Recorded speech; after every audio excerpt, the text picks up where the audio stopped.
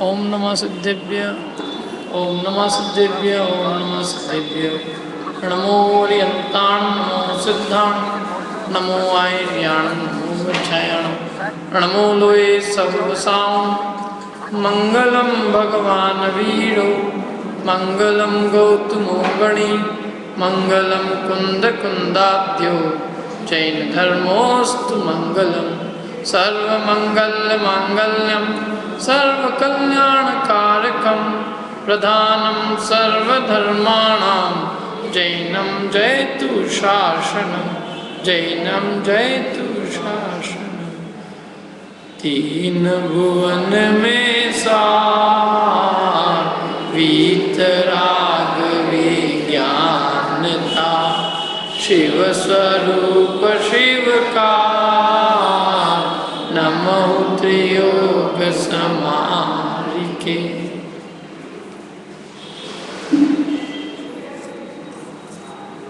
Attendance register लिया।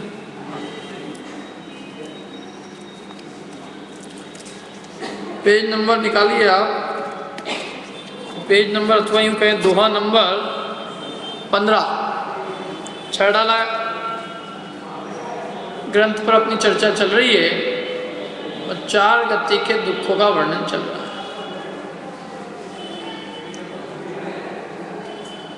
चार गति के अंदर नरक गति में, देव गति में और तिर्यंच गति में, नरक गति में और तिर्यंच गति में दुख है।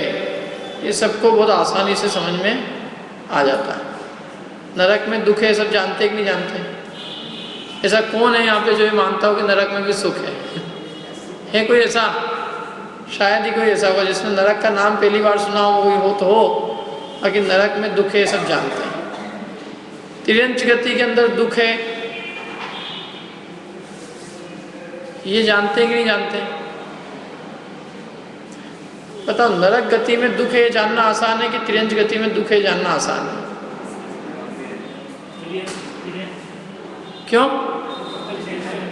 फिर तिर्यंच के प्रत्यक्ष दिखाई देते हैं और नरक के प्रत्यक्ष नहीं दिखते। कहाँ नरक के कहाँ से जाने जाते हैं? आगम से, जिनवाणी से। और तिर्यंचों के जानने के लिए जिनवाणी की कोई आवश्यकता नहीं है, सामने के सामने देख सकते हो आप। जो सामने देखे हुए नहीं माने उसके लिए जिनवाणी क्या करेगी? एक इंद्री के, 2 इंद्री, 3 इंद्री, 4 इंद्री, पंचेंद्री के दुख दिखाई देते हैं। निरंतर भय से पीड़ित, भूख प्यास से पीड़ित, सर्दी गर्मी से पीड़ित, कभी भी मरण हो जाए, महाआकुलित, भयंकर दुखी। तो तिर्यंच गति का दुख भी हमें दिखता है और नरक गति के दुख को भी हम शास्त्र से पढ़ के समझ लेते हैं। अब बची 2 गतियाँ, कौन कौन सी? मनुष्य गति और देव गति। और ये 2 गति अपने को लगता है कि ये थोड़ा अच्छी है। नरक और तिर्यंच तो अच्छी नहीं है, पर ये 2 गति अच्छी है। उसमें भी मनुष्यों में भी यदि अपन ऐसे लोगों का विचार करो कि जो निर्धन है, अपाहिज है, रोगी है, तो अपने को लगता है कि मनुष्य गति में भी कुछ दुख है। लेकिन जो मनुष्यों में अच्छे, संपन्न, निरोगी दिखाई देते हैं, हमें लगता है कि वे बहुत सुखी है। लगता है कि लगता है? और देव गति में तो ऐसा लगता है बिल्कुल उसका नाम सुन के ही मुंह में अपने को पानी आ जाता है। कई लोग तो इंतजार करते कि कब मरण आएगा और कब मरेंगे और कब देव गति देखने को मिलेगी। जीते जी तो मिल नहीं सकती, मरे बिना किसी को स्वर्ग आज तक मिला नहीं है, तो मरने का इंतजार करते हैं। जब देव गति के सुखों का वर्णन किया जाता है तो मन में बस अपने को धर्म करना है और ये सब देखना है क्या है, कितना है, क्या। अब यहाँ तो एक पत्नी से परेशान है, वहाँ पर 32 देखेंगे क्या है। और यहाँ तो कितना घूम फिर सकते हैं, यहाँ तो अपन ज़्यादा से ज़्यादा घूम लेंगे तो हिंदुस्तान की थोड़ी बहुत जगह घुमाएंगे और एक आध कोई फॉरेन ट्रिप हो जाएगी, और क्या हो जाएगा। लेकिन देवगति में तो जाते ही अपन सबसे पहले नंदन वन और पांडुक वन, रोज़ पूजाएं पढ़ते हैं, जा तो सकते हैं, देख तो पाते ही नहीं है। तो आदमी पूजाएं करते करते भी भावना होता है, हे भगवान कब स्वर्ग मिले और मैं नंदन वन के अंदर जो है घूमूं, पांडुक वन में जाऊं, और भद्रशाल और सोमनाथ वन, ऐसे सुंदर सुंदर वन कब देखने को मिलेंगे क्या।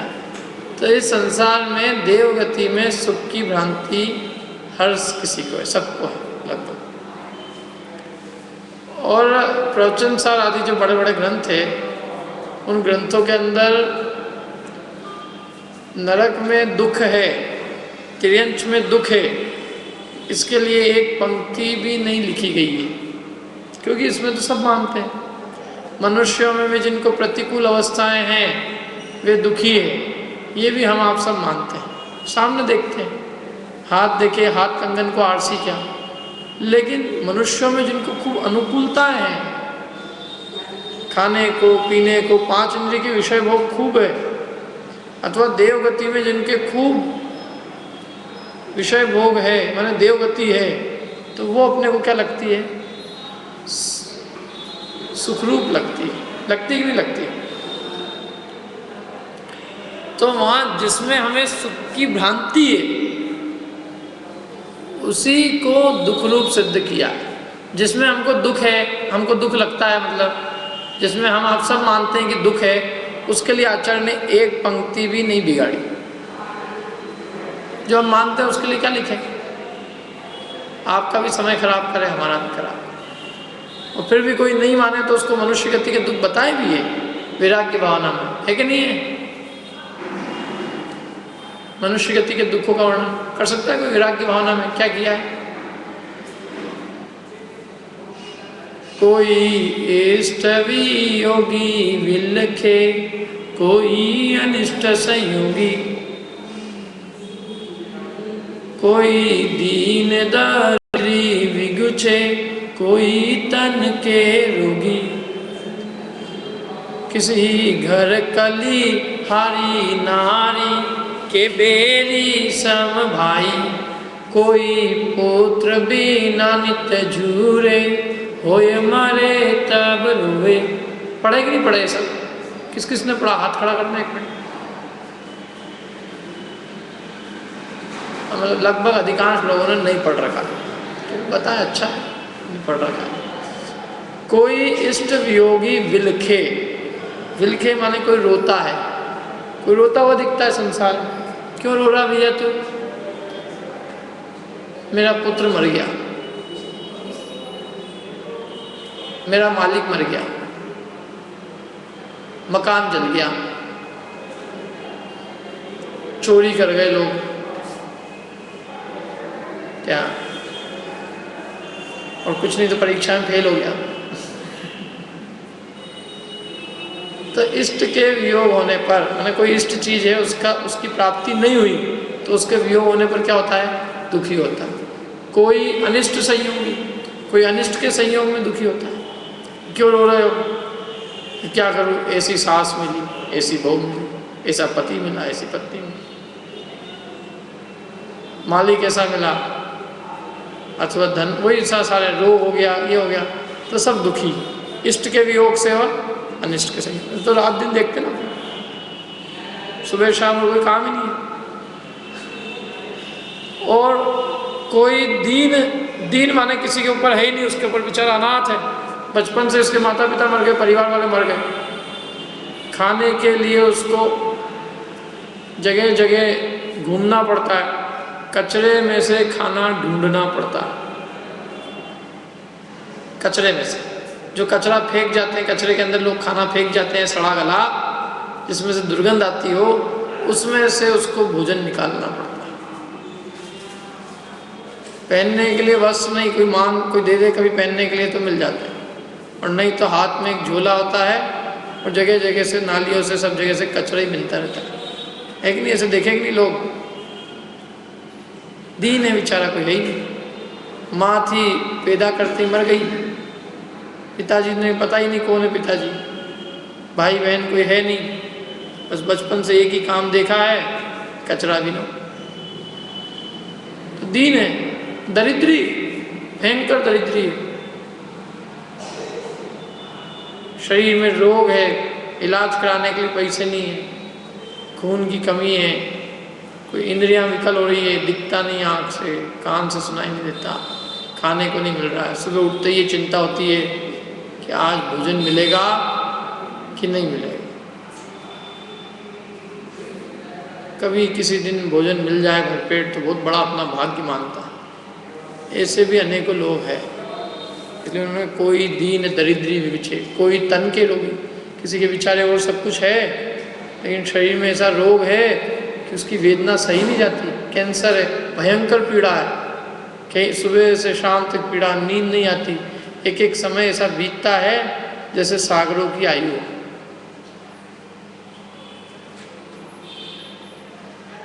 भयंकर पीड़ा जिनको होती है ना, कैंसर वगैरह होता है जिनको, जो पूछो।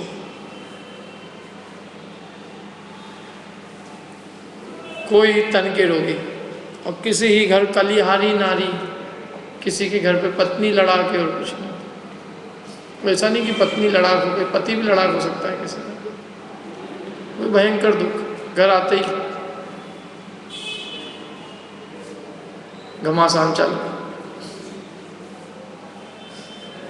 क्या कुछ न कोई बात की कंप्लेन, तुमने ऐसा नहीं किया था, तुमने ऐसा नहीं किया था, तुमने ऐसा नहीं किया था, कोई तथ्य नहीं जिसमें।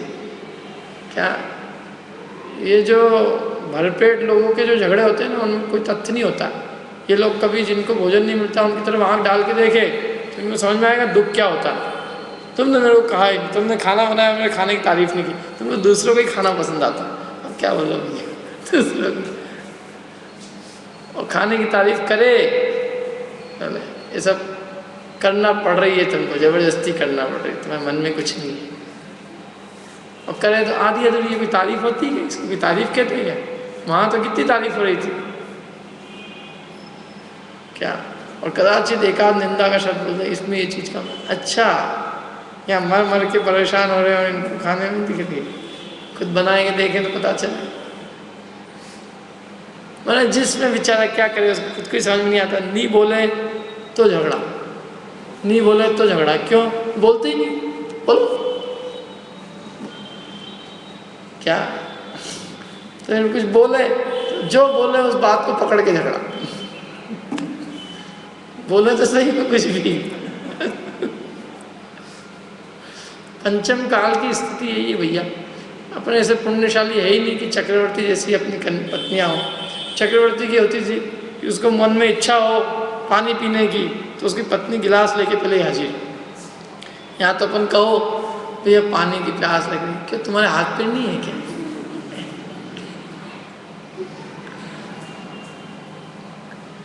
तो अपने यहाँ तो फिर भी थोड़ी ठीक ठाक हालत है। कभी गुजरात वगैरह जाना आप, मेरे को तो कभी कभी एक आध बार तो मैं गया पहली बार, तो मैंने पानी, रमेश अंदर से पानी लेके आना, समझा कोई नौकर आया होगा बेचारे का। अच्छा हुआ मैंने उसको नौकर जैसा ट्रीट नहीं किया, नहीं तो मेरी खैर हो जाती। पर मेरे को तो सच में यही हुआ कि ये शायद कोई नौकर होगा इनके घर का। बाद में पता चला तो पति है। तब मेरे को सबसे पहले पता चला था कि पतियों को भी आजकल नाम से पुकारा जाने लगा है।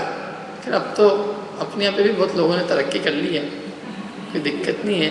अच्छी चीज़ें तो बहुत जल्दी सीख लेते हैं। और उल्टा भी हो सकता है, किसी का नर भी ऐसा झगड़ाल हो सकता है। अपने यहाँ जैनियों में ऐसी चीज़ नहीं होती, लेकिन जो हीन कुलीन है उनके शराब पी के ही वो आते हैं घर पे, रोज़ झगड़ा आए और मारपीट चालू। क्या मतलब रोज़ के उनका काम यही है। किसी दिन नहीं लड़े तो समझ में आए कि क्या हो गया आज इनको, इनकी तबीयत तो ठीक है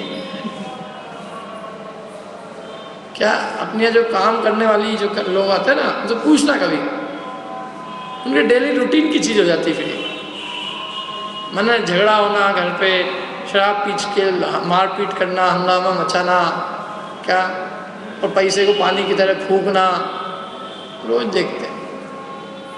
जिंदगी बेचारों की ऐसी बीतती। इसलिए उन्होंने कहा कोई सी घर कलिहारी नारी, किसी घर कलिहारी नर। और नर ज़्यादा है। नारियाँ तो जेएनयू लोगों की यहाँ हो सकती हैं, नर भी हो सकते हैं, पर जितने अन्य हैं ये इन्हें तो इतनी जो शराब की बिक्री हो रही है, यही बता रही है कि क्या स्थिति होगी अपनी यहाँ की।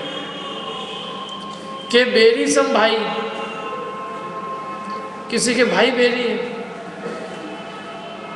नंबर 1 शत्रु कौन? सगा भाई। ये पड़ोस में जो रहते हैं ना, ये बहुत खतरनाक है कि कौन है पड़ोसी? कुछ नहीं है तो अपने भाई। आधा इनको मिला, पर इन्होंने आधा तो ही नहीं, आधा से भी ज़्यादा छीन लिया क्या। और इनके सब बच्चे वगैरह हैं, सब ऐसे हैं, मतलब और कुछ नहीं, तो बस वही उसी में कि ये बुरा है, ये बुरा है, ये बुरा है, इसके सब, इसकी पत्नी बुरी, इसके बच्चे बुरे, ये बुरा है। ऐसी स्थिति है। जिस परिवार में प्रेम होना चाहिए तो और कुछ नहीं, तो भाई बंधुओं से ही दुश्मनी। क्यों? क्योंकि उनके पिताजी जो है ना, वो दुश्मनी के लिए सब चीज़ छोड़ के गए थे कि बेटा तुम प्रेम से मत रहना, ये जो पैसा मैं दे रहा हूँ ना, इसके लिए ज़रूर तुम झगड़ा करना, और यहाँ झगड़ा नहीं होगा तो कोर्ट में जाना, और कोर्ट में भी पूरा नहीं होता आपस में एक दूसरे को मारना। क्या मैं तुम्हारे लिए झगड़े की जो है चीज़ें देके जा रहा हूँ? प्रेम से कैसे रहो तुम? प्रेम से तब रहो जब कुछ हो ही नहीं झगड़ने के लिए। क्या झगड़े? पिताजी की लाश है और कुछ था ही नहीं, कुछ था ही नहीं। एक कटोरा था, एक लोटा था, कुछ नहीं था। और जिनवानी थी तो वो तो सबसे पहले ही लोग मंदिर में रखे आते हैं उसके लिए कौन झगड़ेगा? झगड़ने का कोई चीज़ नहीं ना, और जिसके हो झगड़े। तो के बेरी सम भाई, वो कोई पुत्र बिना नहीं तो झूरे, तो इसीलिए दुखी है, मेरे कोई नहीं है, मेरे कोई नहीं है, मेरे कोई नहीं है। जो जिनके हो उनसे पूछो फिर जाके कि कितना मज़ा आ रहा है उनका है।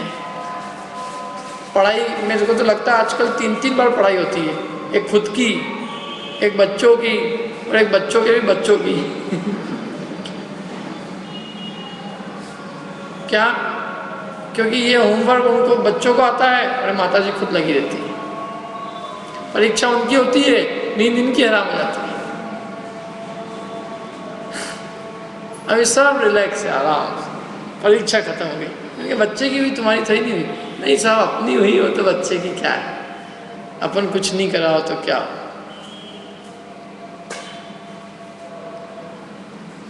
और इसमें कुछ अपन जितना अपन उसमें लगते हैं ना, उतना उसको पराधीन बनाते हैं वास्तव में। उसको थोड़ा अपने पैरों पे खड़े होने दो, थोड़ा पढ़ 6वीं 7वीं 8वीं पढ़ लिया, थोड़ा जान दो उसको, खुद को अपना काम कर लेना क्या। उसको जब तक यदि तुम उसको चम्मच ले लेके उसको पिलाओगे, किसी के तो बेबी निपल्स करते रहोगे, तो वो 60 साल होने के बाद में भी कहेगा कि ये मेरे बच्चे की बच्ची, मेरी खुद की बच्ची हो गई है, पिताजी इसकी शादी करना है कि नहीं करना है।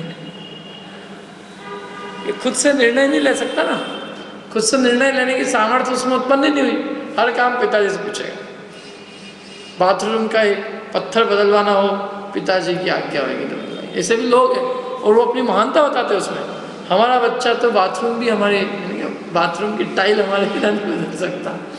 मैंने कहा अच्छा है, गनीमत है, तो तुम कल से कहो हमारा बच्चा तो बाथरूम भी हमारी परमिशन के बिना नहीं जा सकता।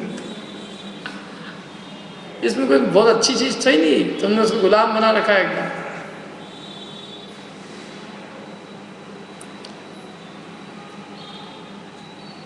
तो वो कहते हैं कि नहीं, किसी का बस यही पुत्र नहीं है, नहीं है, नहीं है, नहीं है, नहीं है, झूठ जाए। और होए मरे तो रोवे, किसी का हो गया, वो मर गया, तो बस कुछ नहीं, उसको सब जगह एक ही एक चीज़ दिखती, मेरा बच्चा, मेरा बच्चा।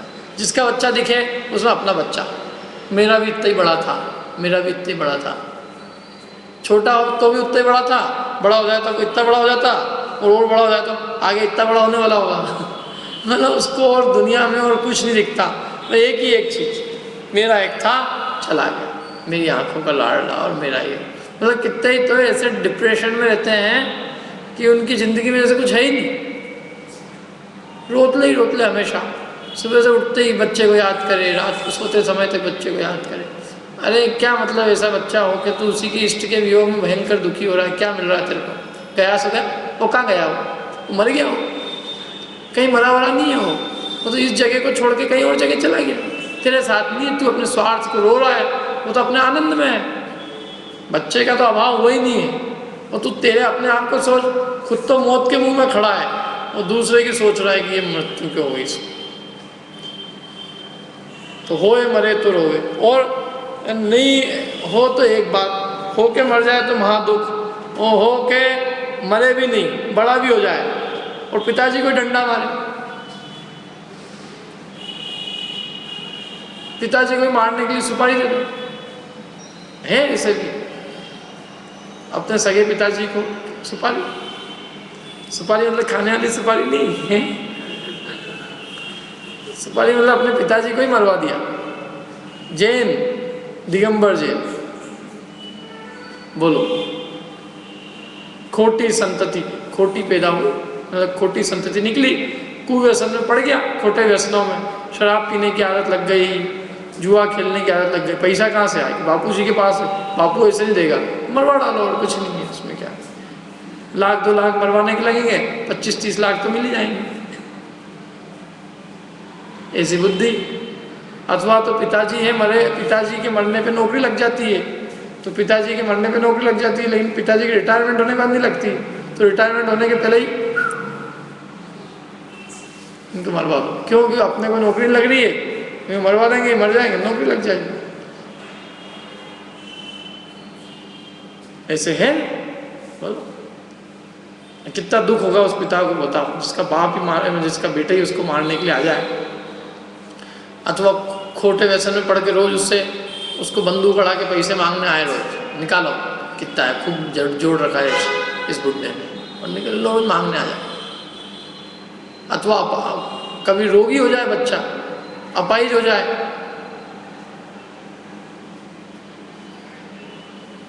अथवा स्त्री हो और पुत्री होवे, पुत्री का विवाह नहीं होवे, विवाह भी हो जाए और पुत्री को पुत्र नहीं होवे, और पुत्री पति को पसंद नहीं होवे, और पुत्री स्वयं व्यभिचारिणी होवे, निर्धन होवे, महादुख। संसार में कैसे लोग, समझ में नहीं आता मुझे कि एक मधु बिंदु जैसे एक सुख की बूंद के चक्कर में कैसे फंसे रहते हैं।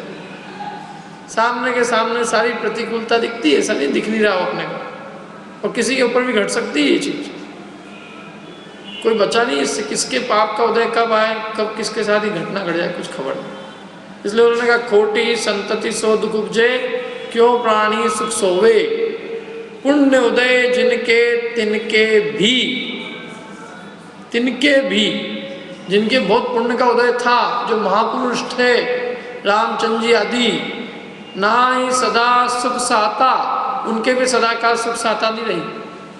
रामचंद्र जी जैसे महापुरुष को अपनी शीलव्रता पत्नी का वियोग का दुख सहना पड़ा। पहले तो पता ही नहीं कौन ले गया, जंगल में इधर गायब हो, जैसे कोई एकदम कोई चीज़ गायब हो जाए आदमी के लिए, तो भयंकर पत्तों से पूछते रहे, हे पत्तों तुमने देखी क्या मेरी पत्नी? अब पत्ते क्या बोले बेचारे, जानवरों से पूछे, हिरण से पूछे, तेरे जैसी आंखों वाली थी कहाँ है?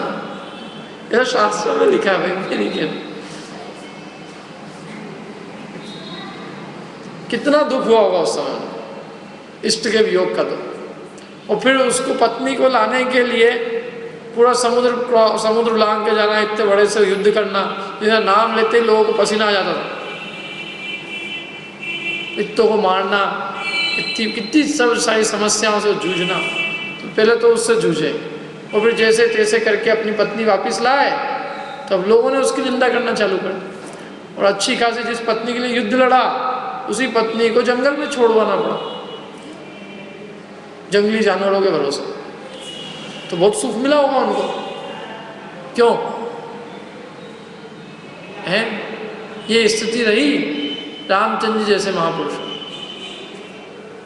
कौरव पांडवों को 14 वर्ष अज्ञातवास में सगे भाइयों से बच के भगना पड़ा है। कृष्ण जी जन्म लेने के लिए चुपचाप, जन्म की खबर किसी को नहीं पता चले, खबर पता चल जाए तो मरवा डाले लोग, अंधेरे में चुपचाप। जन्मते समय कोई हंसने वाला नहीं, मौत ऐसी हुई जहाँ कोई रोने वाला नहीं। जंगल के अंदर कोई नहीं, जहाँ उनके कजिन दूसरे भाई ने तीर लगा के उनकी मृत्यु कर दी। एक तीर के लगत कृष्ण की बोलो, एक से किसी को ही ले आओ आप तो कह रहे जिन पुण्य उदय जिनके तिनके भी नाही सदा सुख साता, यह जगवास यथार्थ दिखे सब ही है दुखदाता। इस संसार को यथार्थ दृष्टि से देखो, सब दुखी दुख दिखाई देगा। क्योंकि जो संसार विषय सुख हो तो, यदि संसार में सुख होता तो तीर्थंकर क्यों त्यागे, काहे के लिए त्याग करते? तो अभी आदमी बात तो सुनता है, ये सब बातें सुन लेता है, लेकिन सुनते सुनते भी उसको वैराग्य नहीं होता। क्यों नहीं होता? वो कहता है ये जिनकी चर्चा कर रहे हैं ना, उनमें से अपन एक भी नहीं है। क्यों? ना तो अपनी पत्नी कलिहारी हो, ये जिसने लिखी होगी उसकी कलिहारी होगी जरूर, ये पंडित जी की कलिहारी रहेगी, अपनी तो कलिहारी है, अपनी तो बहुत अच्छी है, अपने कोई दुख नहीं भैया। संसार में इन्हीं इनको दुख दिखता है, अपने तो सब सुखी सुख है। क्यों? अपने तो सब काया भी निरोगी है, बढ़िया अच्छे निरोगी काया है, घर में खूब माया है, नारी है रूपवंती, आज्ञाकारी पुत्र, सब तो सुख है, और क्या चाहिए? बढ़िया सब कुछ है, अनुकूलता। तो उनके लिए प्रवचन सार ग्रंथ जो है उनके लिए है, क्योंकि वो वहाँ से चालू करते हैं जहाँ सब लोगों की बात खत्म हो जाती है। माने सारे लोग प्रतिकूलताओं में दुख दिखाते हैं और संसार से भय उत्पन्न कराते हैं, लेकिन कोई भी ये बात नहीं करता है कि अनुकूलताओं में भी दुख है। वो प्रवचन सार वहीं से चालू करते हैं कि भैया संसार में जिन्हें सुखी कहा जाता है वे दुखी है। कि कौन है साहब सुखी? किन्हें सुखी कहा जाता है? सुखी किसको कहते हैं अपन? राजा लोगों को सुखी कहते हैं ना, सुखी राजा लोग। तो राजा कितने हैं यहाँ पे संसार में?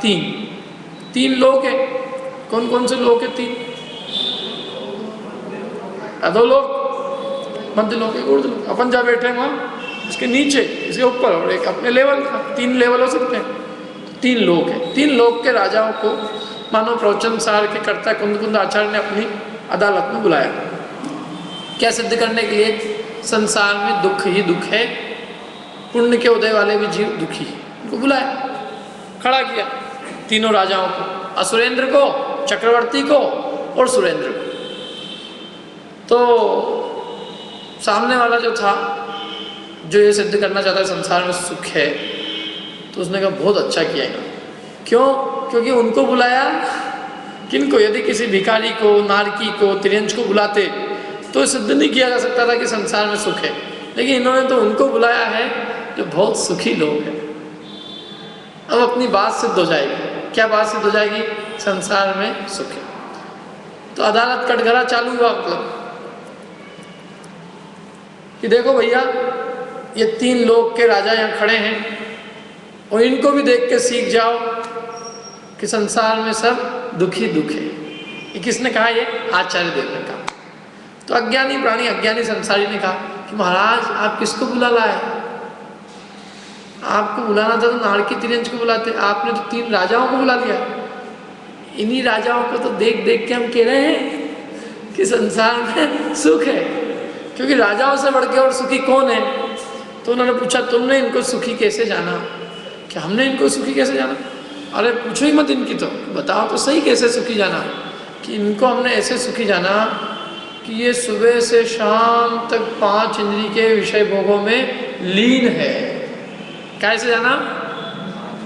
सुबह से शाम तक ये 5 इंद्रिय के विषय भोगों में तल्लीन है। इससे हमने जाना कि ये क्या है? सुखी। बोले इससे ही हमने जाना कि ये दुखी। तर्क नहीं बदला। जिसको वो सुख का साधन बना के प्रस्तुत कर रहा है उसी को आचार्य क्या कह रहे हैं कि वो दुख के साधन। जिसको तो सुख की निशानी बता रहा है, हम कह रहे हैं वो दुख की निशानी। कि साहब कैसे है वो दुख की निशानी? कि यदि वे दुखी नहीं होते तो इन विषय भोगों में प्रवृत्ति क्यों करते? इनका विषयों में प्रवृत्ति करना इनके दुख को सिद्ध करता है। बिना दुख के विषयों में प्रवृत्ति देखने में नहीं आती। जिस प्रकार की बिना रोग के औषधि का सेवन नहीं होता, उसी प्रकार इनकी विषयों में प्रवृत्ति ये बताती है कि ये दुखी, पहले दुखी थे, वो दुख सहन नहीं हुआ, इसलिए इन्होंने विषयों में प्रवृत्ति की। तो इनकी विषयों की प्रवृत्ति इनका दुख सिद्ध करती है, इन्हें सुखी सिद्ध नहीं करती। क्योंकि ये विषय भोग तो गंदे हैं, महागंदे हैं। इन गंदे से गंदे विषय भोगों में रमण करना ही इनके दुख को सूचित करता है। भोजन कौन करेगा? जिसको भूख सहन नहीं होगी, और भूख अपने आप में दुख है।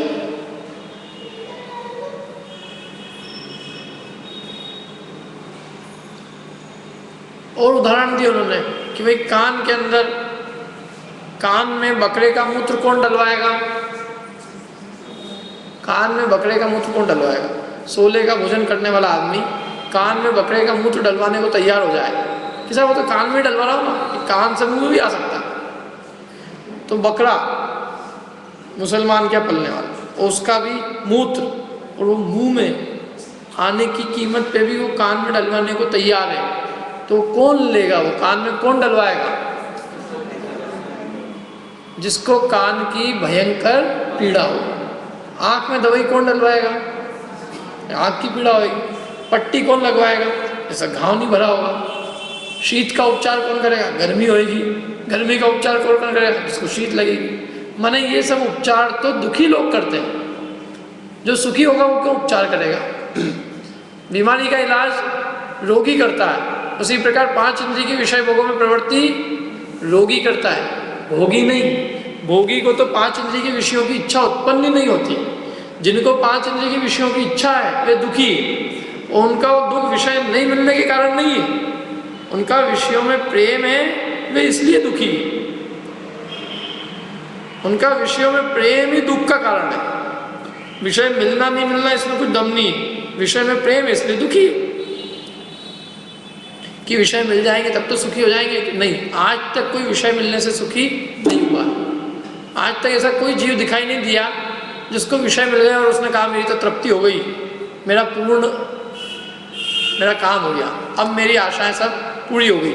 हुआ ऐसा आज तक कोई? संसार में किसी जीव की इच्छाएं पूरी हुई हो जिसने कहा कि मेरी तो सारी इच्छाएं तृप्त हो? ऐसा एक भी नहीं है। 5 इंद्रिय के विषयों की इच्छा आज तक किसी की पूरी नहीं हुई। भोगने की इच्छा तो सतत बनी रहती है, कितना ही भोग ले तो भी इच्छा बनी रहती है। अग्नि कभी ईंधन से तृप्त हो सकती है, नदी कभी समुद्र कभी नदियों से तृप्त हो सकता है, आग घी से तृप्त हो सकती है? नहीं हो सकती। उसी प्रकार जीव विषय भोगों से तृप्त नहीं हो सकता। विषय भोगों की इच्छा मिटने पर तृप्ति मिलती है। जब तक विषय भोग की इच्छा है और विषय मिल जाएंगे तो उसे तृप्ति नहीं होगी, क्योंकि जो जो विषय भोग भोगते हैं त्यों त्यों इच्छा और बढ़ती जाती है। सोचा करता हूँ बुझ जाएगी, परिणाम निकलता मानो पावक में, लेकिन स्थिति प्रत्यक्ष अपन देखते हैं। अब यहाँ ये जो देवगति के दुख है, उन्होंने यही कहा है कि भाई देवगति में कोई बहुत सुख नहीं है, वो 5 इंद्रिय के विषय भोगों में प्रवृत्ति कर रहे हैं, तो कोई सुख की निशानी है। अपन किसी के घर जाते ना तो आदमी बताता, पंडित जी यहाँ सब सुखी सुखी लोग रहते हैं। मैंने कहा अच्छा, कैसे हैं तुम्हारे सुखी सुखी, बताओ सर। देखो चलो एक कमरे में ले जाएगा, देखो आप 18 इंच से कितने इंच की मेरे को पता नहीं, इतने इंच की टीवी है ये। मैंने कहा अच्छा, एलसीडी नहीं है तो एलईडी आ रही, कौन सी आ रही क्या? दूसरे कमरे में ले गए, और तो बाथरूम में। मैंने कहा भैया क्यों ले जा रहा है बाथरूम में, थोड़ी एक जगह तो छोड़। अरे नहीं आपको वहाँ भी दिखाना है कुछ। क्या दिखाना है? देखा तो वहाँ भी टीवी लगा रखी। बोला हमारे हर कमरे में, और तो बाथरूम में भी। अब हम बताओ कितने सुखी हैं। तो ये सुख की निशानी है ये, कि तुम्हारे घर के अंदर कितनी गुलामी है कि उनको 5 मिनट की भी टीवी का वियोग बर्दाश्त नहीं होता। सुबह से साहब चाय आ जाती बिस्तर पे, हम तो उठते हैं उसके पहले चाय आ जाती। कैसा आदमी मंजन किए बिना नमोगान को पढ़ रहे, चाय पीने की इच्छा है इसको। ऐसे सुख बताते लोग। और पंडित जी उनको सर्टिफिकेट दिखाए का सुखी होने का। मैंने कहा भैया अपने चक्रवर्ती जो थे ना, उन्होंने बहुत बड़ी गलती करी, मेरे को अभी भी पता चली। वो जबरदस्ती ये सब चीज़ छोड़ के गए क्योंकि सुख तो सब इनमें ही तुमको दिख रहा है, तो तुमको इनमें दिख रहा है, उनको दिखा नहीं, तो उनकी कुछ गलती रह गई होगी क्या? उनका तो बुद्धि में थोड़ा सा कुछ स्क्रू थोड़ा क्यों? क्योंकि उनको दिखा नहीं, जब तो छोड़ के गए, और तुमको दिख रहा है और तुम अपने आप को बुद्धिमान मानते हो। तो या तो तुम बुद्धिमान हो या वे हैं। बुद्धिमान तो कोई एक ही हो सकता है। तो ये तो गुलामी है। विषय भोग जो है अपने आप में एक सबसे बड़ी गुलामी है। विषय भोग रोग है, भोग नहीं है। तो देवगति भी दुखरूप है, देवगति सुखरूप नहीं है। जो चाशनी अटकी हुई है अपनी, मतलब अपनी चाशनी, मतलब अपने जो अपना जो संसार में राग अटका हुआ है, वो देवगति में। क्योंकि देवगति हर आदमी को चाहिए। क्या कैसे पता चलता है? कि उसकी भोगों की रुचि ही बताती है कि उसको देवगति चाहिए।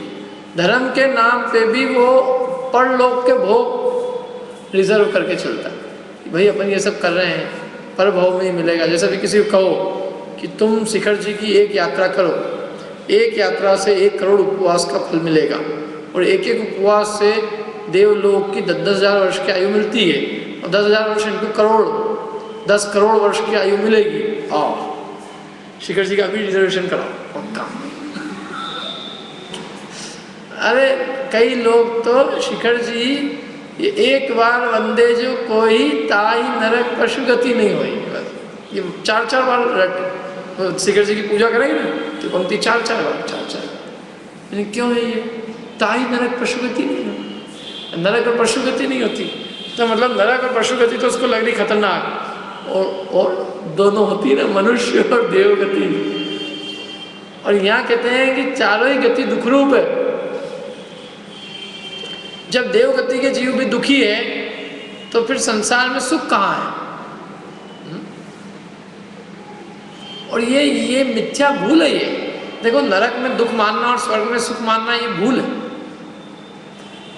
शुभ अशुभ बंध के फल मजार, रति अरति करे निज पद विशाल। कि शुभ और अशुभ बंध के फल में जो प्रेम और द्वेष करता है वो बंध तत्व संबंधी भूल करता, क्योंकि दोनों ही बंध है, बंधन है, संसार है। संसार की एक चीज में राग करना और एक में द्वेष करना, माने सोने की बेड़ी में राग करना और लोहे की बेड़ी में द्वेष करना, ये समझदारी है कि मूर्खता है? क्यों? कोई जेल किसी से मिलने जाए अपन कैदी से, और वो कैदी ये कहे क्या बढ़िया जेल है, अपने आपने देखी नहीं देखी बाहर से, क्या बढ़िया लिखी हुई। अरे मूर्ख आदमी, तेरे को देखने, हम तो ये सोचने आए कि तू दुखी होगा यहाँ और तेरे को बाहर निकालने की बात करेंगे, और तू जेल की तारीफ करने लग गया, कितने अच्छे जेलर है, कितना बढ़िया खाना खाने को देते हैं, तेरे घर में भूखा मरता था तू, क्या था? कैसी बातें कर रहा है? कदाचित तेरे को सोने की भी जेल मिल जाए, सचमुच तेरे को तिहाड़ जेल के अंदर भर्ती कर दे, और तू घर में आके सबको एक अखबार में एडवर्टाइज दे कि तिहाड़ जेल से आज निकल रहे हैं साहब जी। कि मूर्ख है, तिहाड़ जेल से भी निकल रहा है, लेकिन इसका मतलब क्या हुआ? तिहाड़ जेल से निकलने का मतलब कितनी बड़ी जेल से निकल रहा है। ऐसे ये देव पर्याय के अंदर जाना होने वो जेल ही बता रहा है कि हम कितनी बड़ी जेल में थे। ये कोई संसार से मुक्त अवस्था तो ही नहीं जो उसको सुखरूप माना जाए। किसा वो भवनत्रिक में तो सुख नहीं है, लेकिन विमानवासियों में तो दुख है, सुख है ना। तो उसके लिए उन्होंने अगला दुआ दिया था, वो पढ़ते हैं अपना अगला दुआ क्या है। भवनत्रिक की तो अपन ने चर्चा की थी कल। भवनत्रिक हीन जाति के देवते हैं, इनकी क्या ऊपर तो इनको जाने नहीं देते। जैसे दूसरे स्वर्ग तक भवनत्रिक के देव अपनी शक्ति से जा सकते हैं, दूसरे स्वर्ग के ऊपर जाना हो किसी भी देव को, तो वो ऊपर का देव की सहायता के बिना नहीं जा सकता, उसको ऊपर वाला ले जाएगा तो जा सकता, अन्यथा होती दूसरे स्वर्ग के ऊपर किसी की एंट्री नहीं है, वहीं के लोगों की एंट्री है बस। जैसे होता है ना अपने यहाँ कई जगह होते ही है सिक्योरिटी वगैरह, तो आदमी आएगा खुद ले जाएगा तो आप अंदर जा सकते हो, वो आदमी खुद नहीं आएगा लेने तो जा नहीं सकते उसके घर। तो ऐसे दूसरे स्वर्ग के ऊपर जो है 12वें स्वर्ग तक की व्यवस्था है कि वहाँ उस स्वर्ग का कोई देव आए तो वो ले जा सकता है, अपनी शक्ति से कोई देव अपने दूसरे स्वर्ग से ऊपर नहीं जा सकता। और दूसरे स्वर्ग जाने वाले भी बहुत कम देव होते हैं। भवनवासी निरंतर ज्योतिषियों की जो घूमने की जो ताकत है वो संख्यात योजन होती है, अधिकांश देवों की, बहुभाग देवों की संख्यात योजन गमन कर सकते हैं, असंख्यात योजन गमन नहीं कर सकते। और भी अनेक प्रकार से हीन होते हैं, इनकी आयु भी कम होती है, अपन ने कल चर्चा की थी सब बातों की। अब आज अपन देखते हैं, देखो थोड़ा सा पहले का पढ़ते हैं अपन, कल अपन ने अर्थ और अन्वय अर्थ छोड़ दिया था, आप निकालो थोड़ा इसको, पर आज अपनी ये पूरी हो जाएगी। छंद नंबर निकालो आप, 15, पहले 15 का अर्थ पढ़ लेते हैं अपन। इस जीव ने कभी अकाम निर्जरा करके भवनवासी यंत्र अथवा ज्योतिषी में देव पर्याय धारण की, परंतु वहाँ भी 5 इंद्रिय के विषयों की इच्छा रूपी भयंकर अग्नि में जलता रहा और मरते समय रो रो कर दुख सहन किए। भावार्थ, इस जीव ने कभी अकाम निर्जरा पूर्वक मरकर, जिनवाणी तो ले लो ना, किताबें तो और रखी हुई है बहुत सारी, सबके पास में जिनवाणी होनी चाहिए भैया, नहीं तो ये और ले लो, ये यहाँ से 1 मिनट मेरे पास में से ले लो, क्योंकि इसमें से पढ़ रहे हैं अपन, पता ही नहीं चलेगा क्या पढ़ रहे हैं। नहीं मिली तो कल एक तो दी थी ना आप लोग, और ले लो जो ले वो और है ना। हाँ, अंकित निकाल दो, और बहुत सारी, ये सब अंदर रखी क्या काम आएगी, ये तो सारी निकाल दिया करो, जितनी भी जिनवाणी है सब बाहर। एक आदमी भी ऐसा नहीं हो जिसके हाथ में जिनवाणी नहीं हो। अपन सब इतनी मेहनत कर के लिए रहे, नहीं तो पता ही नहीं चलेगा क्या पढ़ रहे हैं। कल बताए, कल नहीं आए थे क्या? लेट आए थे, वो तो उसका कुछ नहीं किया जा सकता, कोई बता सकता है। देखो अकाम निर्जरा क्या बताई थी? अकाम निर्जरा किसे कहते हैं आप बताओ?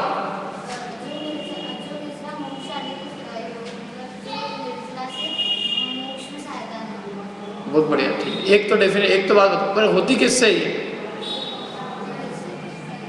हाँ बता दो आप, किससे होती है? हाँ, समता भाव से दुख को सहन करना, मैंने बिना संक्लेश पूर्वक भूख प्यास शीत उष्ण आदि को सहना, उससे होती है। संक्लेश करेंगे, जैसे तकलीफ तो आ गई, अपन ने उपवास नहीं किया और फिर भी भोजन नहीं मिला समय पे, तो ऐसे समय पे संक्लेश नहीं करना, उसका नाम है अकाम निर्जरा। भावार्थ, दोहा नंबर, छंद नंबर 15 का। इस जीव ने कभी अकाम निर्जरा पूर्वक मरकर भवनत्रिक अर्थात भवनवासी यंत्र और ज्योतिषी देवों में से किसी एक का शरीर धारण किया। वहां भी अन्य देवों का वैभव देखकर अथवा पंचेंद्रियों के विषयों की इच्छा रूपी अग्नि में जलता रहा। 2 प्रकार से जलता रहा, एक तो दूसरे देव का वैभव देखकर, और 5 इंद्रिय के विषय रूपी विषयों की इच्छा रूपी अग्नि में भयंकर भयंकर पीड़ा रही। इंद्रियों के विषयों को भोगने की पीड़ा सहन नहीं हुई तो विषयों में रमण करता रहा और मरण पर्यंत उस विषयों की इच्छा रूपी दुख को भोगता रहा। इसके लिए 5 उदाहरण हैं, एक एक इंद्रिय के विषय भोग के, गुलामों के। मालूम है स्पर्श इंद्रिय के विषय का गुलाम का उदाहरण क्या है? हाथी। रसना इंद्रिय का मछली। हाथी हथीनी को स्पर्श करने के चक्कर में गड्ढे में पड़ जाता है और शिकारियों द्वारा पकड़ लिया जाता है, बंधन में डाल दिया जाता है। रसना इंद्रिय के चक्कर में मछली जो है अपने प्राण देती, और घ्राण इंद्रिय के चक्कर में कौन जाता है? भौरा। और चक्षु इंद्रिय में पतंगा। पतंगे को तो देखा ना, आग के अंदर झुलस जाता है, काय की वजह से? रूप देखने की वजह से। जो उसकी लाल लाल आग की लो जलती है, तो उस लो को देखने के चक्कर में वो आग के अंदर घुस के अपने प्राण गंवा देता है। तो इंद्रिय का विषय की गुलामी थी ना, कि रूप देखने की पीड़ा इतनी भयंकर थी कि जलना मंजूर कर लिया। क्या रूप देखने की पीड़ा नहीं होती तो मौत को क्यों गले लगाता? तो मौत की पीड़ा से भी रूप नहीं देखने की पीड़ा ज्यादा थी। और कर्ण इंद्रिय के चक्कर में हिरण। तो एक एक इंद्रिय के विषय के गुलाम की दशा है कि वो मौत को गले लगा लेता है। तो जो 5 इंद्रिय के विषय का गुलाम है वो सुखी है कि दुखी? दुखी है, भयंकर दुखी। तो ये जीव देव जो है, ये तो सबके सब देव 5 इंद्रिय के विषय रूपी अग्नि में निरंतर झुलसते रहते हैं। मंदरमाला को मुरझाते तथा शरीर व आभूषणों की कांति क्षीण होते देखकर, उनकी मंदरमाला होती है जो मुरझा जाती है। कब मुरझाती है? 6 महीने पहले। शरीर के आभूषणों की कांति क्षीण हो जाती है, तो उसको देखकर मेरा मृत्यु काल निकट है, मेरी मौत निकट है, ऐसा अवधि ज्ञान द्वारा जानकर हाय यह भोग अब मुझे भोगने को नहीं मिलेगी, और दुखी हो रहा है। अरे अच्छा है, लेकिन वो भोगों की गुलामी ऐसी, भोग को भोगने की इतनी भयंकर इच्छा है कि भोग छूटते समय भयंकर दुख होता है। ऐसा विचार से रो रो कर अनेक दुख सहन किए। देवों को जो 6 महीने में जो दुख होता है वो दुख का वर्णन नहीं किया जा सकता, और मानसिक दुख बहुत है। देवों को शारीरिक दुख नहीं इतना, नारकियों को शारीरिक दुख ज़्यादा है और देवों को मानसिक दुख ज़्यादा है। क्या देखो, ये आपके पास नोट्स लेके आएंगे, कौन कौन लेके आए नोट्स? इसमें नोट्स में है, किस किस के पास में? देखो इसमें तो मैं पढ़ता हूँ, ऐसे क्या आपको यूं ही नहीं भी होंगे नोट्स तो भी सुनना आप। 4-6 पंक्तियां हैं। जब देव गति में आभियोग्य जाति का देव होकर व परवश होकर इंद्र आदि के द्वारा वाहन बनाया जाता है, तब उसे शारीरिक दुख से तीव्र मानसिक दुख होता है। पेज नंबर 75, विजयोदया टीका। ये सब ले लें नोट्स। किस किस के पास नोट्स, किस किस को नहीं मिले नोट्स? सबको मिल गए, तो मिल गए तो लेके क्यों नहीं आते भैया? घर पे क्यों रख के आते हैं? पेज नंबर 75, विजयोदया टीका। जब देव गति में अभियोग्य जाति, अभियोग माने जो वाहन बनाने के काम आते हैं, उस अभियोग्य जाति का देव होकर वह परवश होकर इंद्र आदि के द्वारा वाहन बनाया जाता है, तब उसे शारीरिक दुख से भी तीव्र मानसिक दुख होता है, जो असह्य होता है, सहन किया नहीं जा सकता। और अभिमानी देव हुआ तो अन्य महान रिद्धिधारी देवों को देखकर मान का भंग होने से जो घोर दुख हुआ, तो उसका विचार करो थोड़ा। ऐसे परवश होकर दिव्य भोग देवांगनाएं तो स्वर्गवास त्यागने पर, स्वर्ग से च्युत होते समय, स्वर्ग छोड़ते समय, मैंने स्वर्ग से च्युत होते समय जो दुख हुआ उसका स्मरण करो। पवित्र और सुखी देव, मैंने पवित्र माने उस समय शरीर के लिए अच्छा रहता है। उस समय पवित्र देव स्वर्ग से च्युत होते समय विचारता है कि मुझे अब दुर्गंध युक्त गर्भ में जाना पड़ेगा, वहाँ दुर्गंधित भोजन होगा, भूख प्यास की बाधा होगी। ऐसा विचार करते समय जो दुख होता है उसका चिंतन करो। इस प्रकार चारों गतियों में तुमने जो यह सब दुख भोगा है, उसके अनंतवें भाग दुख भी इस मनुष्य जन्म में न हो। मैंने उसका अनंतवा भाग भी तुम अभी नहीं भोग रहे हो, जो तुम भोग के आए हो। ठीक है, अब देखो अगला, ये अंतिम दुआ है इसका, इस पूरी ढाल का। अगला दुआ पढ़ते हैं। जो विमानवासी रूथाय सम्यक दर्शन बिन दुख पाय, ताते चयत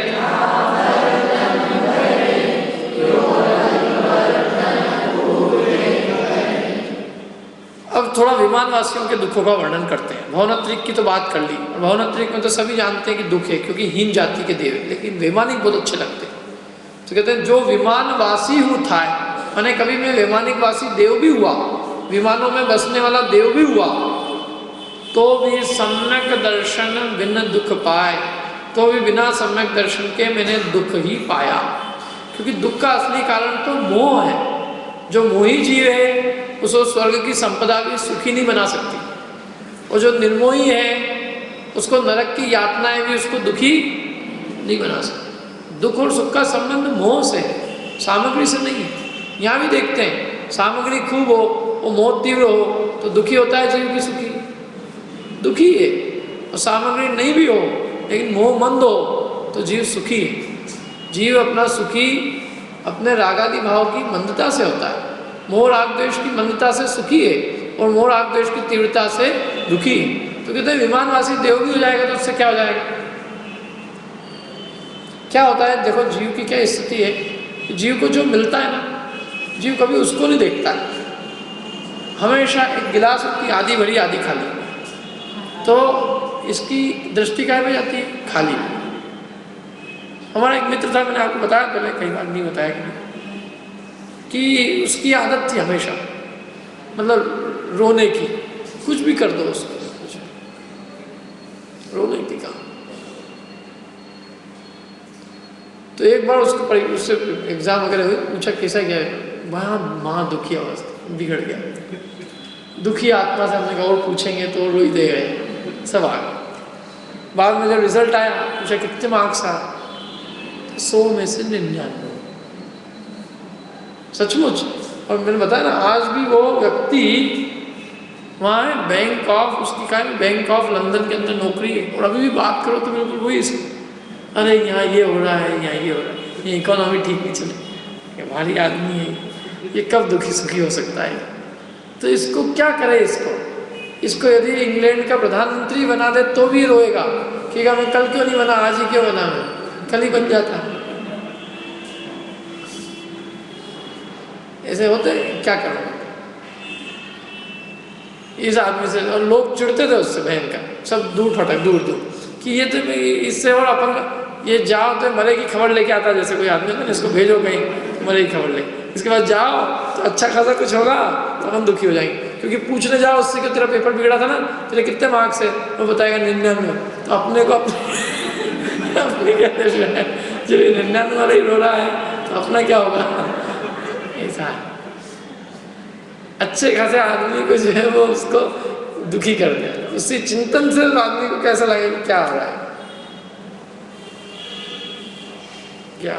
तो ऐसे है, इसलिए कोई वहाँ तो ही नहीं, वहाँ चले जाएगा तो तू चले जाएगा, तो जाना तो सही, जब विमानवासी हो जाएगा तो वहाँ होने पर जब तुझे दूसरों का वैभव दिखेगा तो फिर दुखी होएगा। ऐसा वैक्रियक शरीर मिल जाएगा, उसमें रोग नहीं होगा, जो मिलेगा ना शरीर उसको नहीं देखेगा, जिन देवों की रिद्धियाँ मिली होगी ज़्यादा उनको देखेगा। जीव कभी भी सद्भाव को नहीं देखता, अभाव को देखता है। मेरे पास ये नहीं है, मेरे पास ये नहीं है, मेरे पास ये नहीं है। तेरे पास जो है तू उसको भोग, लेकिन वो उसको नहीं भोगता। ऐसा जीव क्या होते हैं, क्योंकि मोही जीव की ऐसी इच्छा है कि संसार की सारी विभूति मेरे पास आ जाए, किसी के पास कुछ नहीं रहेगा। वो वैसा हो नहीं सकता, तो दुखी तो सदाकाल बना ही रहेगा। इसलिए उन्होंने कहा कि जो विमानवासी भी हो जाएगा तो क्या हो जाएगा उससे, अरे तेरे को 90 ग्रह के अंदर ही भेज दे तो भी तू दुखी होकर लौट आएगा यहाँ से। क्योंकि जिसका सम्यक की प्राप्ति नहीं हुई, मिथ्या दर्शन सहित जो जीव है, मिथ्या दृष्टि है, मोही है, वो सारे संसार में दुखी है। इसलिए उन्होंने एक बात कही साल में कि सम्यक दर्शन बिन दुख पाए। और वहाँ भी कोई सदाकाल तो रहना नहीं है।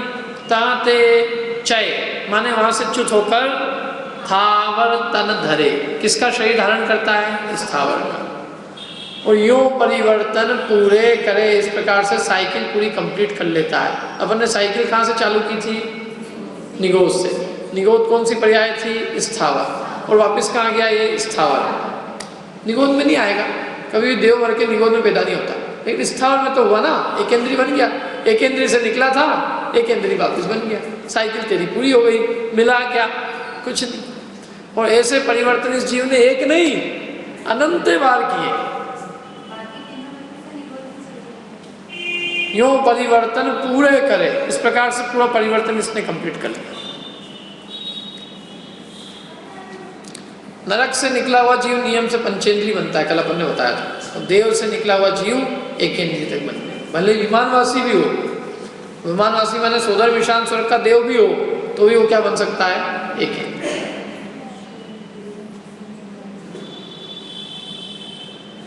देखो भाव पढ़ते हुए यार, दो ही गति से निगोद मिलता है, मनुष्य और तिर्यंच से। यदि वैमानिक देव भी हुआ तो वहां सम्यक दर्शन के बिना दुख ही प्राप्त करता है, और वहां से मरकर पुनः स्थावर का शरीर धारण करता है। इस प्रकार यह जीव 5 परावर्तन पूरे करता है। 5 परावर्तन कौन से हो गई,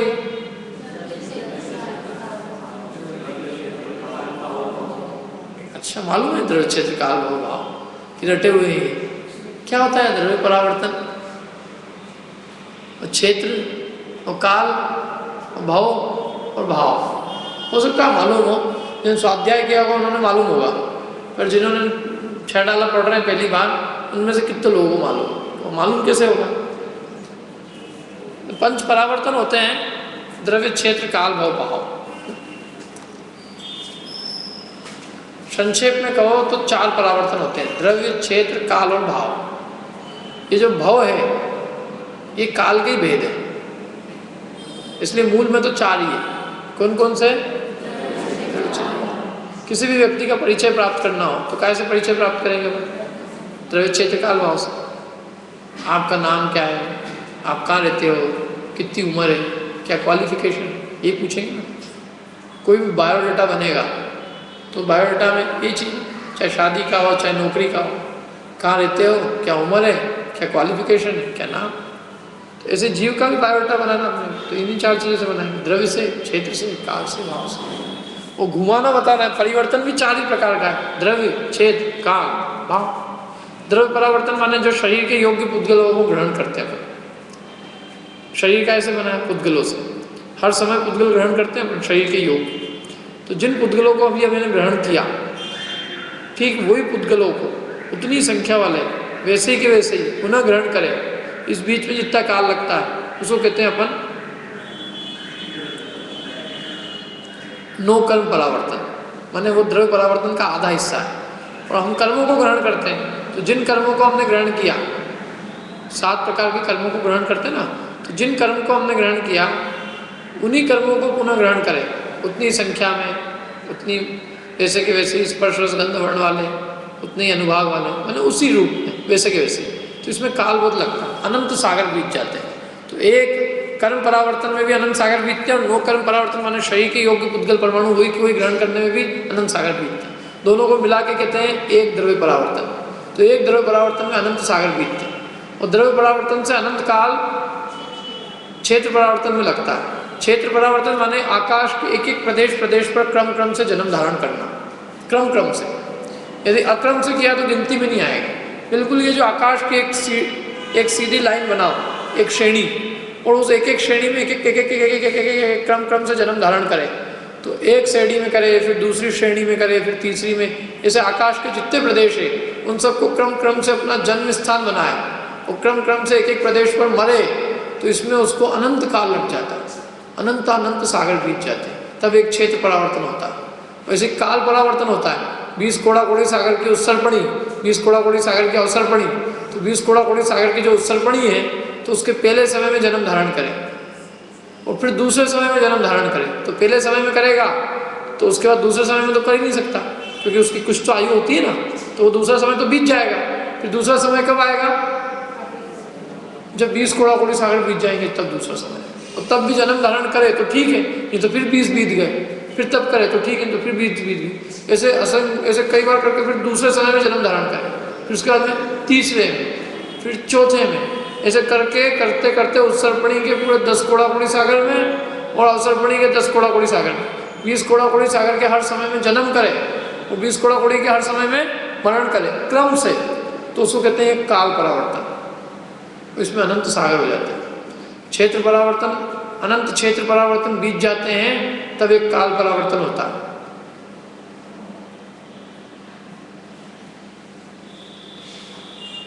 और भव परावर्तन, मनुष्य भव की सबसे छोटी आयु अंतर्मुहूर्त, उससे बड़ी एक समय अधिक की आयु धारण करे, फिर एक समय अधिक की, एक समय अधिक की, ऐसे क्रम से एक समय अधिक की आयु धारण करते करते सबसे बड़ी आयु को धारण करे।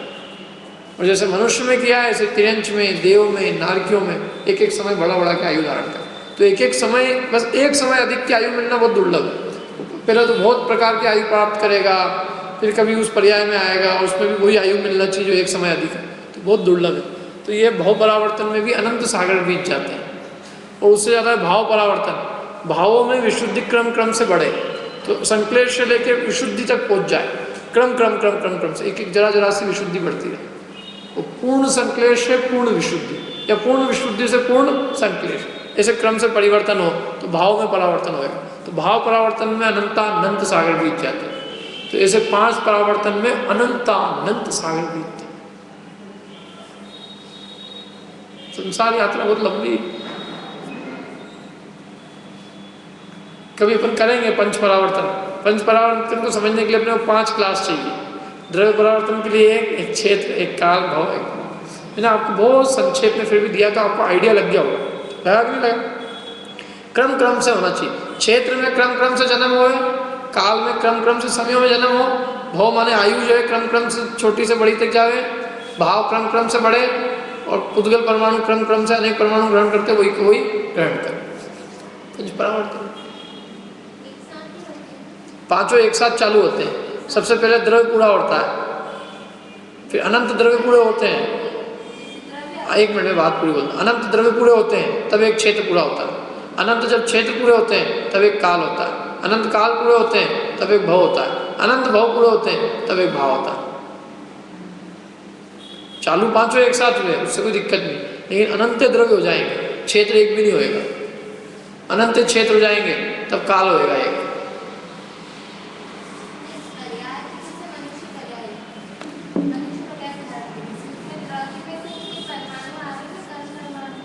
सभी पर्याय में आ रहे हैं। मनुष्य में क्यों आ रहे हैं? हर पर्याय में आते हैं। कर्म परमाणु, नो कर्म परमाणु, कोई ऐसी पर्याय नहीं है जिसमें कर्म और नो कर्म परमाणु न आते हो। हर पर्याय में आ रहे हैं। वो तो परावर्तन तो चल ही रहा है, हर समय परमाणु का ग्रहण करना चल रहा है। तो जब भी तो परमाणु ग्रहण करते करते पुनः वो परमाणु आएंगे तो द्रव्य परावर्तन, उसके बिना कैसे रहेगा? ओ अनंत अनंत सागर बीत जाते हैं, वही तो कह रहा हूं मैं। अनंत सागर, लेकिन सक्षय अनंत, अक्षय अनंत नहीं। अक्षय अनंत तो एक परावर्तन ही पूरा नहीं हो, ऐसा अनंत जो कि अंत आएगा वो वाला अनंत है। इस प्रकार अपन ने पढ़ तो लिया। इस प्रकार ये 5 परावर्तन पूरे करता है। पंच परावर्तन देखो। भावार्थ, यह जीव वैमानिक देवों में भी उत्पन्न हुआ, किंतु वहां भी इसने सम्यक दर्शन के अभाव में विशेष मानसिक दुखी प्राप्त किए। मानसिक दुखी हो गए और वहां से मरकर पृथ्वी कायिक आदि स्थावरों के शरीर धारण किए, अर्थात पुनः तिरंज गति में जा गिरा। इस प्रकार यह जीव अनादिकाल से द्रव्य, क्षेत्र, काल, भव और भाव रूप 5 परावर्तन करता हुआ संसार में भटक रहा है। अनादिकाल की कथा है। तो ये पहली ढाल अपनी पूरी हुई, अपने दुखों का वर्णन पूरा हुआ। अपन दूसरी ढाल में पढ़ेंगे इन दुखों के कारण क्या है। ये दुख हम क्यों भोग रहे हैं, जन्म मरण क्यों कर रहे हैं? चारों गतियों के अंदर जीव इधर से उधर फुटबॉल की तरह कभी इधर से धक्का लगा कभी उधर से क्यों घूम रहा है? 84 लाख योनियों में क्यों भटक रहा है? क्यों दुखी हो रहा है? मोह राग द्वेष का कारण क्या है? संसार में घूमने का कारण क्या है? इन सब बातों की चर्चा अपन करेंगे दूसरी ढाल में। दुख का कारण क्या है? ये तो सबसे सरल ढाल थी ये, और इसमें ज़्यादा कुछ है भी नहीं वैसे, समझने लायक। हम दूसरी ढाल में सबसे इम्पोर्टेंट ढाल है मेरे हिसाब से तो, क्योंकि उसमें दुख के कारण बताएंगे कि चतुर्गति में परिभ्रमण का असली कारण क्या है। ये तो अपने में बीत रही है, अपन जानते हैं। ये पहले क्यों पढ़ा अपन ने कि भाई इससे अपने को पता चले ये जो दुख बीतते हैं तेरे, ये जो दुख बताए हैं तू स्वयं विचार कर कि तेरे ऊपर ये दुख बीत रहे हैं कि नहीं बीत रहे हैं। यदि तेरे को लगता है कि दुख मेरे ऊपर बीत रहे हैं तो हम इन दुखों का कारण बताएंगे और उन कारणों को दूर करना। और तेरे को लगता है कि नहीं मेरे को तो कुछ है ही नहीं, मैं तो फालतू में क्या है, मैं तो सुखी हूँ, जबरदस्ती 1 घंटा और अभी कुछ टीवी भी देखते कहाँ यार मैं यार, तो कहते तेरे लिए फिर कोई बात नहीं। फिर तेरे को तू दुखी नहीं लगता अपने आप को, तेरे को ये लगता ही नहीं कि मैं दुखी हूँ, तो तू दुख के कारण क्यों सुने? तो सुख के कारण ही सुनो आराम से घर बैठ के। जिसे ये लगता हो, मोक्षण प्रकाशक ग्रंथ है उसमें दी 2 पंक्ति कि जिसे संसार में दुख प्रतीत होता हो, अब हम उसे संसार के दुखों के कारण बताएंगे और उन कारणों का विचार करके उन कारणों को दूर करना। संक्षेप में कहें तो दुख के कारण 3 ही है, मिथ्या दर्शन। तो इन 3 चीज़ों का वर्णन अपन करेंगे दूसरी ढाल। ठीक है, अभी की चर्चा अपन यहीं समाप्त करते हैं। अभी 2 मिनट रुकना, एक तो नोट्स देने मेरे को